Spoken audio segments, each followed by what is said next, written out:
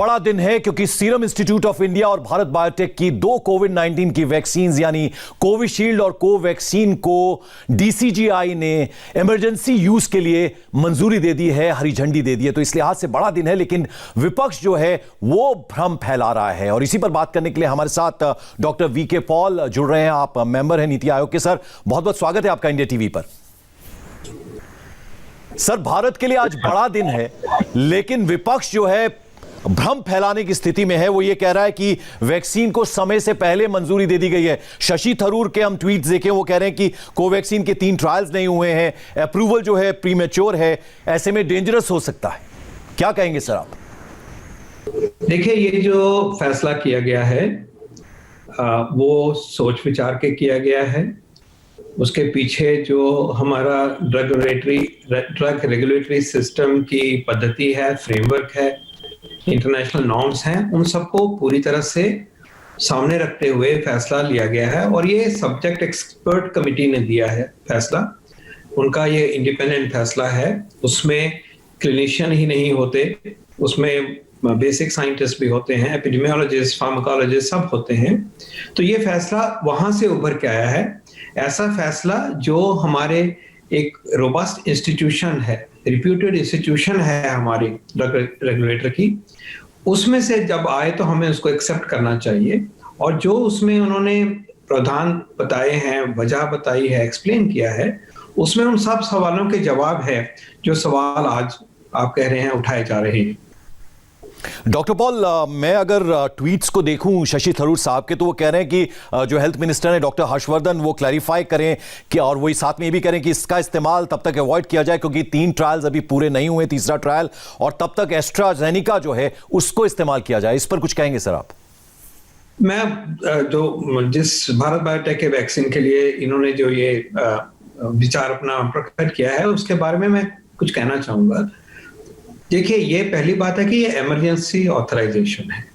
ये को final full fledged authorisation नहीं है, बल्कि ये भी लेकर चलिए कि किसी भी वैक्सीन का दुनिया में, और हमारे कोविशील्ड के वैक्सीन का भी फाइनल वर्ड नहीं हुआ है, फाइनल सब प्रोसेसेस पूरे नहीं हुए। लेकिन एक भयानक परिस्थिति है जब देश में और दुनिया में, तो एक स्पेसिफिक प्रोविजन जो है हमारे कानून में, उसको इन्वोक किया जा रहा है अंडर स्पेशल सर्कमस्टांसेस।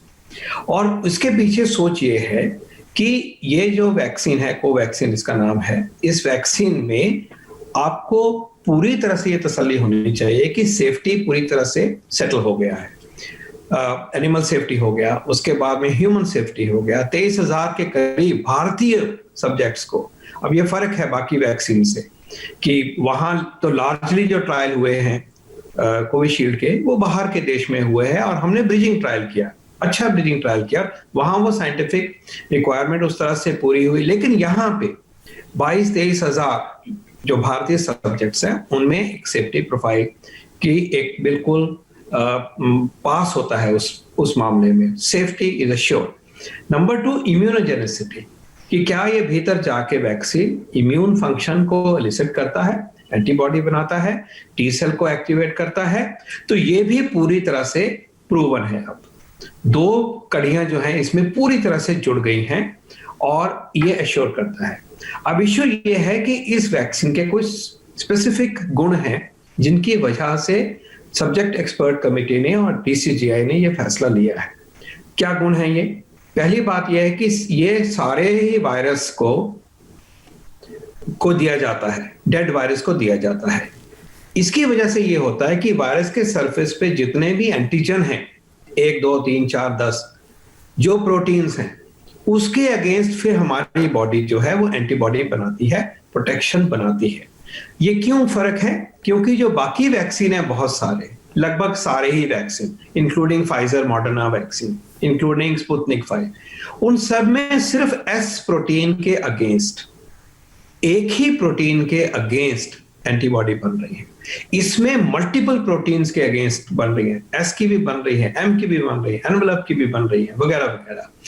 तो ये वो वैक्सीन हमें सिक्योरिटी देता है कि अगर कल म्यूटेशन भी हुए, जैसे कि अब एस प्रोटीन के चलते हुए कुछ म्यूटेशंस की बात हुई थी, हालांकि बाकी वैक्सीन अभी बिल्कुल वैलिड है, पूरी तरह से वैलिड है म्यूटेशंस के बावजूद भी। लेकिन इस वैक्सीन में यह गुण है कि क्योंकि इतने सारे एंटीबॉडीज को बनाता है, तरह तरह के एंटीबॉडीज को बनाता है, ये म्यूटेशंस की वजह से इसमें कोई कमी आने का कोई चांस लगभग नहीं है।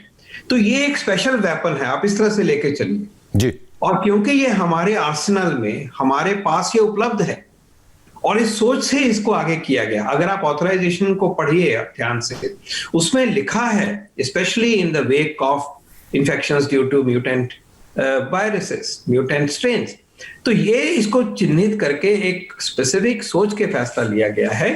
नंबर 2 सेफ गार्ड है। नंबर 2 ये कहा गया है और ये उस बात को भी जवाब देता है जो कि कंसर्न दिखाया गया है कि जब ये वैक्सीन दिया जाएगा, ये इमरजेंसी ऑथराइजेशन है और उसके अंतर्गत ये क्लिनिकल ट्रायल मोड में दिया जाएगा। ये कंडीशन दूसरे वैक्सीन के लिए नहीं है। इसका क्या मतलब हुआ कि हमने एक special weapon, special shield Bharat के लिए, स्पेशल वैक्सीन की प्रोटेक्शन, एक लेयर क्रिएट करी है कि उसमें इस दशा में जब म्यूटेंट स्ट्रेन की वजह से हमारी डिफिकल्टी हमारे सामने आए तो ये वैक्सीन हमें अवेलेबल है। लेकिन वैज्ञानिक तरीके से इसको क्लिनिकल ट्रायल की तरह जो इसको जिनको दिया जाएगा उनको फॉलो अप किया जाएगा। वो कैसे भिन्न होता है कि जो नॉर्मल ट्रायल आप करते हो तो एक पोस्ट मार्केटिंग सर्वे जैसा वॉच किया जाता है साइड इफेक्ट्स नए वैक्सीन के लिए, लेकिन जब आप क्लिनिकल ट्रायल में होते हो तो आपको ट्रैक पूरी तरह से बहुत ही रोबस्ट तरीके से किया जाता है। आपके ब्लड सैंपल भी लिए जाएंगे कि आप में एंटीबॉडी आ रहा है कि नहीं आ रहा है वगैरह वगैरह, तो उस फ्रेमवर्क में लिया गया है। तो पहली बात सेफ्टी, इम्यूनोजेनिसिटी है श्योर्ड।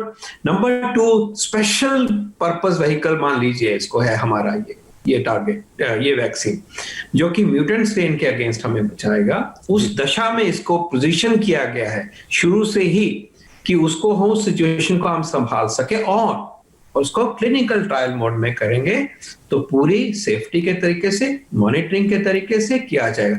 ये सब हमें अभी भी याद रहे, ये सारी इमरजेंसी ऑथराइजेशन की प्रोविजन है। जब रेगुलर ऑथराइजेशन जब भी होगा, किसी भी वैक्सीन का होगा और फाइजर, मॉडर्ना और जो हमारे देश के वैक्सीन है हम सब का होगा, तो ये कंडीशनैलिटीज हट जाएंगी। तो इस तरह से इसको समझना जरूरी है। In a way it's a very strategic decision. अगर आप ध्यान से देखिए तो ये हमारी स्ट्रेंथ दिखाता है कि हमने उस वैक्सीन को भी खड़ा कर दिया है अपनी प्रोटेक्शन के, जो कि एक स्ट्रेटेजिक पॉइंट ऑफ व्यू से हमें प्रोटेक्ट करेगा, हमारे देश को बचाने में सहूलियत देगा। सर, ये कंसर्न न सिर्फ शशि थरूर जी ने दिखाया बल्कि जयराम रमेश की भी अगर मैं बात करूं, उन्होंने भी ये कहा कि जो इंटरनेशनल एक्सेप्टेड प्रोटोकॉल है वो थर्ड ट्रायल के लिए, उसको मॉडिफाई किया गया है। तो ये बात वो कह रहे हैं, तो इसको किस तरह से देखें? देखिए, इसका मैंने जवाब दे दिया है। इसकी अगर साइंटिफिक डिस्कशन करनी है तो करी जाएगी और जब ये सारा फैसला पब्लिक डोमेन में आएगा, it is there to be scrutinized. But please remember, we have explained how this is being done. This is conditional to clinical trial mode, number 1. Number 2, it is a special vaccine or specially targeted vaccine for mutant strains in the eventuality and infections due to mutant strains. लेकिन हम इसको अभी से ही सामने लेके इसलिए आए हैं कि उस वक्त ऐसा ना लगे कि हमें देर हो रही है, कि वैक्सीन का स्टॉक पाइल बन जाए, वैक्सीन को लोकेशन बन जाए और वैक्सीन दिया जाना शुरू हो सके जब भी हमें जरूरत पड़ेगी। डॉक्टर पॉल, 2 छोटे छोटे सवाल मेरे हैं, वो ये, उनमें से पहला सवाल ये है कि एफिकेसी को लेकर भी लोग कंसर्न दिखा रहे हैं, उस पर कुछ कहना चाहेंगे आप? देखिए, एफिकेसी जो है वो ट्रायल फेज 3 चलता रहेगा, उसको तो कोई रोका ही नहीं गया है और वो हमें लेके जाएगा नॉर्मल लाइसेंशियर की तरफ से, ठीक है कि नहीं? वो लाइसेंशियर अभी मिला थोड़ी है, वो फॉर्मल लाइसेंशियर होगा जब क्लिनिकल ट्रायल पूरे होंगे। ये भी याद रखें कि फाइजर और मॉडर्ना के भी क्लिनिकल ट्रायल अभी पूरे होने हैं, उनको भी इमरजेंसी इंटरिम लाइसेंसिंग हुई है। तो ये एक अलग सिचुएशन में, एक यूनिक सिचुएशन में ऐसे फैसले लिए गए हैं कि इमरजेंसी होने की वजह से पूरी 100% प्रक्रिया ना भी होते हुए अगर लग रहा है कि सेफ है, इम्यूनोजेनिक है और प्राइमा फेसी उसमें दिखाई देता है कि फायदा है on the basis of pre clinical trial, early phase trial, then we are going with it, ahead with it. Sir, आखिरी सवाल, जो ब्रिटेन से स्ट्रेन आया है, क्या उसको भी ये वैक्सीन कवर करेगा? उसको ये भी याद रहे कि उसको बाकी वैक्सीन भी आज कवर कर रहे हैं। वो ऐसा म्यूटेशन नहीं है कि जो बाकी वैक्सीन अभी नाकाम हुए, ये हमें याद रखना चाहिए। बिल्कुल उसके ऊपर हमारा कोविशील्ड भी काम करेगा, लेकिन जैसे मैंने बताया, और ये भी काम करेगा जैसे मैंने बताया, कि जब म्यूटेशंस ऐसे आए, जी ऐसी हुए और होती हैं, म्यूटेशन हो रही हैं तरह तरह की, उनमें से इसको नाकाम करने के लिए म्यूटेशंस को लगभग असंभव होगा, क्योंकि ये इतने बड़े तौर पे इम्यूनोजेनिसिटी देता है। तो ये हमने एक अपने आर्सेनल में, अपने आर्मामेंटेरियम में एक वैक्सीन को उपलब्ध करा के रख लिया है। जी। दूसरा वैक्सीन भी हमारे पास है, हम अकेले थोड़ी, आप उसको भी सेलिब्रेट करिए। इतनी बड़ी वो डेवलपमेंट है कि हमारा एक वैक्सीन, कोविशील्ड वैक्सीन, जो बहुत मात्रा में बनाने की क्षमता है सीरम के पास, उन्होंने हमारा सब ऊंचा किया है। और भारत का इंडिया वैक्सीन है, भारत में ही इसको लेबोरेटरी में बनाया गया है। तो ये साइंस को किसी भी तरह से कॉम्प्रोमाइज करने का मतलब ही नहीं है। इसमें कोई स्कोप नहीं है कि ये अनसेफ है, और कोई स्कोप नहीं है कि इसकी इम्यूनोजेनिसिटी प्रूवन नहीं है। तो इसको लेके एक पब्लिक हेल्थ स्ट्रेटेजी के पैकेज की तरह पेश किया जा रहा है देश में।